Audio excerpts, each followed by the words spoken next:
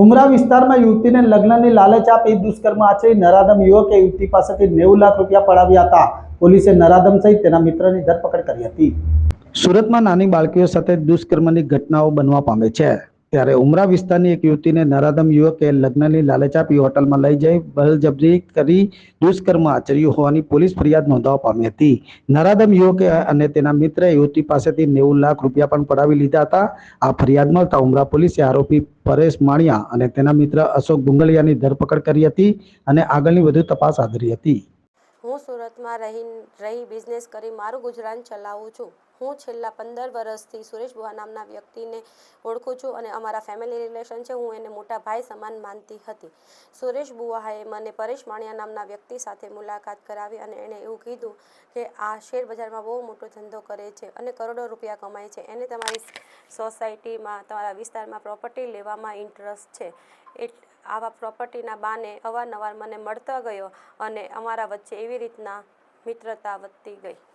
આવી રીતના અમે લોકો આવતા જતા રહ્યા। પછી એક દિવસ સુરેશ બુઆ અને પરેશ માણિયા મારા ઘરે આવ્યા અને એણે મને એવું કીધું કે હમણાં પરેશને બહુ મોટી લોસ થઈ છે અને એને પૈસાની જરૂર છે, એને સુસાઇડ કરવું પડશે।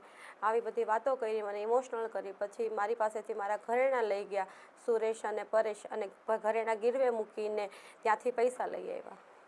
પછી હું અને પરેશ માણિયા મેરિયટ હોટલ ગયા લંચ માટે। તો ત્યાં પરેશે મને એવું કીધું કે તું મને બહુ ગમે છે, તું એકલી છે, 35 વર્ષની થઈ ગઈ છે, એકલા ગુજરાન નહીં નીકળે, તારે એક પુરુષ સાથીની જરૂર છે। આખી જિંદગી તો આવી રીતના એકલા ક્યાં સુધી રહીશ, કેટલું કરીશ, હું તારી બધી જરૂરિયાતો પૂરી કરીશ। કીધું કે તો તું પરણિત છો, એટલે આ બધી વસ્તુ પોસિબલ નથી। તો એણે મને એવું કીધું કે મને મારી વાઈફ ગમતી નથી, હું એને છોડી દેવાનો છું અને હું તારી સાથે જ રહીશ અને તું મારા પર ભરોસો કર, હું તને લાઈફમાં ક્યારેય દુઃખી નહીં થવા દઉં અને હું તને મારી વાઈફની જેમ જ તારી સાથે રહીશ અને હું તને બધો જ હક આપીશ। પછી એક દિવસ સુરેશ, પરેશ અને હું અમે લોકો હોટલ અમોરમાં ડિનર ઉપર ગયા અને અમે ડિનર કર્યા પછી સુરેશ બુહાની સામે परेशे मारी मांग में सूरत में उमरा पुलिस स्टेशन की हद में फरियादी ने पुलिस स्टेशन में आके कंप्लेंट की कि एक आरोपी जिसका नाम परेश लाबू भाई माणिया है, इसने उसके साथ में कई जगह पे बहला कुचला के दुष्कर्म किया है और साथ ही 90 लाख रुपए, जिसमें से 16 लाख रुपए के उसके दागीने कहीं गिरवी रखे हैं, 24 लाख रुपए के दागीना बेच दिए हैं और बाकी का अमाउंट जो है वो कैश लिया है। ये शेयर बाजार में निवेश करने के नाम पे लिया और बाद में ये पैसा भी वापस नहीं लौटाया।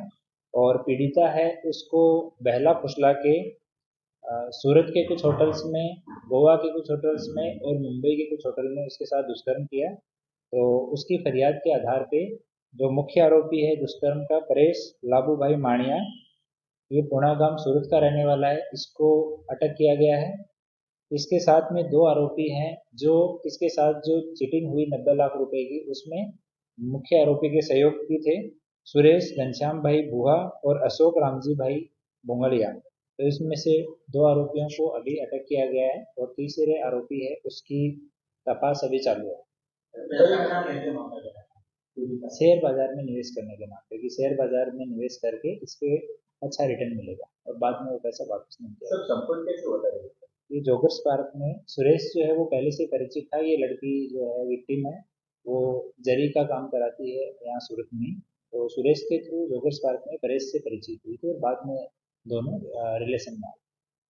ये गोवा में जो मैटर हुआ है इसके साथ लेडीज है, गोवा जो किस होटल में रुके थे, कहाँ पर कितने दिन वहाँ पर रहे, ये तपास अभी करेंगे। तपास में जो सामने आएगा किस किस होटल में रुके, सूरत में, मुंबई और गोवा में, वहाँ सब जगह से उनकी जो एंट्रीज हैं वो ले ली जाएंगी।